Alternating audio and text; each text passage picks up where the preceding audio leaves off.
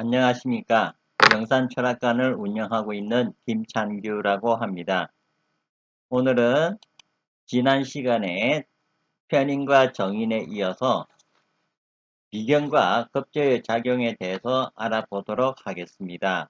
먼저 비견과 급제의 성질에 대해서 알아보도록 하겠습니다.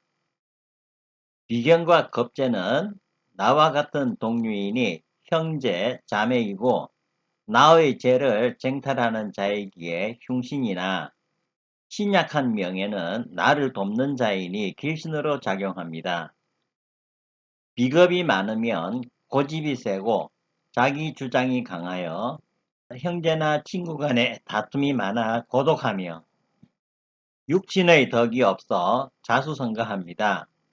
그러나 경쟁력이 강하고 활동력과 추진력이 왕성하여 명예, 식상이 있고 식상운을 만나면 흉이 길로 변하여 위길합니다. 무리한 추진과 경쟁심으로 속성속패하며 흉운에는 폐재의 위험이 따릅니다. 비겁이 많은 명은 정치인, 의사, 역술인과 같은 독립적인 전문 직종이 좋습니다. 비겁이 퇴약하면 심기가 유약하여 추진력이 약하고 협조자가 없으니 경쟁에는 자신이 없다 하겠습니다. 비겁 중에 비겁은 비견과 겁제를 통틀어 말하는데 먼저 비견의 성질에 대해서 자세히 알아보도록 하겠습니다.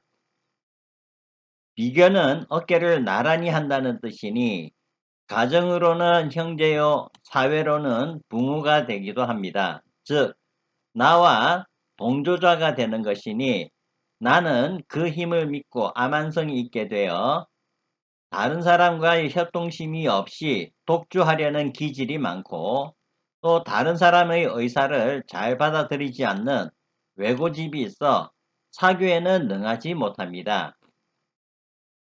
경제면으로는 비견은 형제로서 재물을 같이 분배하는 성질이 되어 재물이 많이 분배 또는 분탈되는 것이지만 외부로부터 적이 되는 관살이 강하여 나를 극하여 들어올 때는 비견은 어깨를 나란히 하여 나를 보조, 방적 행위를 하므로 대단히 좋은 역할을 하는 것입니다. 간단히 말하여 비견은 재가 있으면 재물 싸움이 되고 신약한 사주는 힘이 된다는 뜻입니다.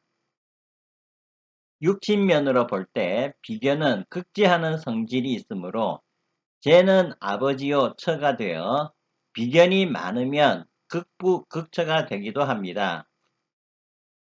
육진 첩요에서 이르기를 비견이 중첩하면 손엄친이라고 하였습니다.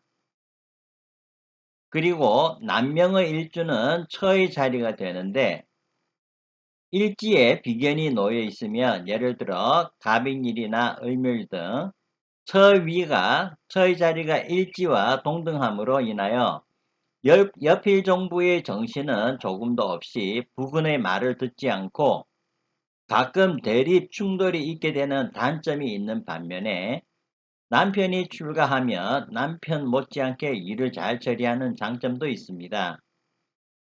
다음 여명의 비견은 남편의 처가 되는 것이니 예를 들어 갑일생인의 남편과는 신금인데 남편 신금의 입장으로 보면 갑목재는 처가 되므로 자신이나 비견 갑목이나 한 가지의 처가 되는 것입니다. 따라서 사주에 비견 겁재가 많으면 나와 동등한 남편의 처가 많은 형상이 되어 소실을 겪게 되거나 내가 죄치 부인 노릇을 하게 된다는 것입니다. 위경론에 이르기를 자매 강강이면 급 전방지부라 하였습니다. 비겁이 많으면 여명에서 비겁이 많으면 방을 지키는 부인의 신세라는 것입니다. 다음은 겁제의 성질에 대해서 알아보겠습니다. 양일생인이 음을 만나는 동류와 음일생인이 양을 만나는 동류를 겁재라고 하며 겁재는 탈재의 성질이 있으므로 적극적 피탈에 해당하고 해재는 재물의 실패이므로 소극적 실패에 해당하여 전자는 불의의 강압에 의한 피탈 처제고 후자는 탐욕적 사기에 의한 손재를 말합니다. 그리고 겁재는 비견과 동의인 면으로는 같으나 그 음양 상대를 달리하고 있기 때문에 비견이 표라면 겁재는 리가 되고 비견이 명이라면 겁재는 암에 해당하기 때문에 같은 동류로서 형제 자매는 틀림없으나 그 표리 면에서 달라짐으로 인하여 비견 겁재가 혼잡 또는 태왕이면 동부 이복의 형제 아니면 이부 동복의 형제가 있게 되는 것이고 또 겁재가 있으면 표리가 다른 부모와 같으므로 함께 투자하여 사업하거나 또는 동업하면 그 부정으로 인하여 크게 실패되는 것입니다. 그러나 사주에 살이 왕하였을 때는 겁재는 미인계로 이용돼 크게 좋아지는 예가 많으니 가령 간목 일생이 왕한 경금살의 재를 받고 있을 경우 을목이 있으면 경금살과 을경으로 합하여 합살 위귀가 되며 자기는 위기 일발에서 모면하게 되는 것입니다. 이런 경우를 합살 위기, 살인 상정 또는 매시 합살이라 하여 흉화 위길로 되는 것입니다. 이러한 경우 그의 매시 부정은 사실이나 그로서 나를 구출하여 줌이 되는 것입니다. 개선편에서 이르기를 경득 임남하여 제병화인데 작장년이요 갑이 을매로 처경하니 흉위길조라 하였고 오행원리 소식부 이르기를 원인이 쌍두균정에 위지임후라 하였습니다.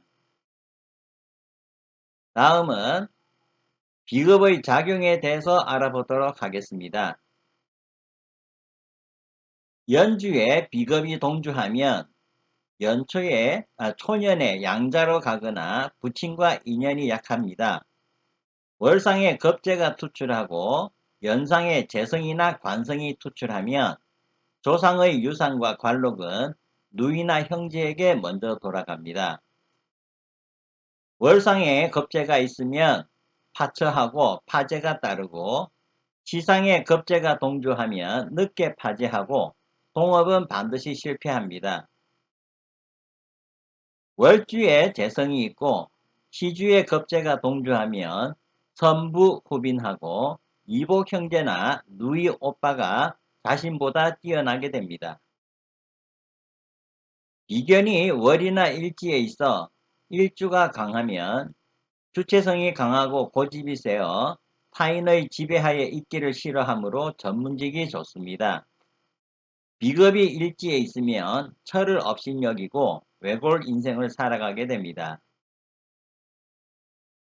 비겁이 많아 신강이면 일의 추진 능력이 뛰어나나 무모함이 많아 파재와 재화를 당하고 형제, 자매 또는 친구와 싸우거나 분리되고 부부간의 정을 나누면서 오순도순 살아가기가 힘이 듭니다. 여자 사주에 비겁이 많아 신강이면 팔자가 세어 외간 남자를 보거나 화류계의 여인이며 비록 남편이 있어도 남편에게 다른 여자가 있는 첩의 명입니다.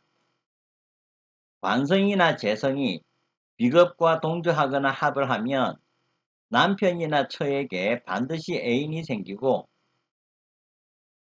배우자가 그렇지 않으면 자신이 유부녀 또는 유부남과 인연이 되기도 합니다. 지지에 비겁이 없어 통근하지 못한 신약이면 심기가 약하여 신의가 없고 추진력과 결단성이 없습니다.